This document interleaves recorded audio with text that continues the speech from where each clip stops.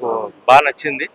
First half ఏం లేదు, first half అసలు హర్రర్ ఉంటుంది అనుకున్నా, హర్రర్ ఫీల్ క్రియేట్ చేస్తారు అనుకున్నా, హర్రర్ అయితే నాకు అంత ఇంపాక్ట్ అనిపించలా. ఆ దయ్యాలు అది అంత భయం వచ్చే సిచ్యువేషన్స్ అయితే ఏం లేవు. బట్ డివోషనల్ ఫీల్ అయితే చాలా బాగా వచ్చింది. క్లైమాక్స్ లాస్ట్ 15-20 మినిట్స్ ఏదైతే ఉందో సినిమాకి చాలా ప్లస్ పాయింట్. అండ్ తమన్నా గారు క్లైమాక్స్ లో రక్తంలో ఆ త్రిశూలం పట్టుకుని ఆ గెటప్ ఏదైతే ఉందో గూస్ బంప్స్ అనమాట ఎప్పటికీ కూడా అది తలుచుకుంటే. అండ్ అజనీష్ లోకనాథ్ గారి మ్యూజిక్, ఆవిడ గెటప్ కి ఆవిడ పెర్ఫార్మెన్స్ కి అజనీష్ గారి మ్యూజిక్ బ్యాక్గ్రౌండ్ లో పీక్స్.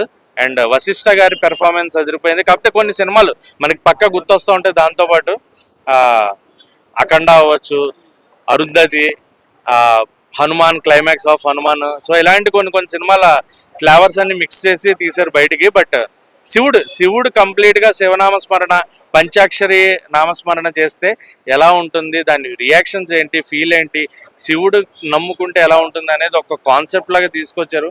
అండ్ శివశక్తి క్యారెక్టర్ లో తమన్నా గారి పెర్ఫార్మెన్స్ అయితే గుర్తుండిపోయే పెర్ఫార్మెన్స్. మామూలుగా మోడర్న్ లుక్ లో తమన్నా అంటే ఇలాగా డాన్స్లు అది అనుకుంటాం, అది పక్కన పెట్టి ఇక్కడెక్కడా కూడా ఆవిడ పాత తమన్నా గుర్తురాదు మనకి. కంప్లీట్ గా ఒక డివోషనల్ ఫీల్ ఉన్న తమన్నా గారు కనిపిస్తారు. సో అది బాగా అనిపించింది.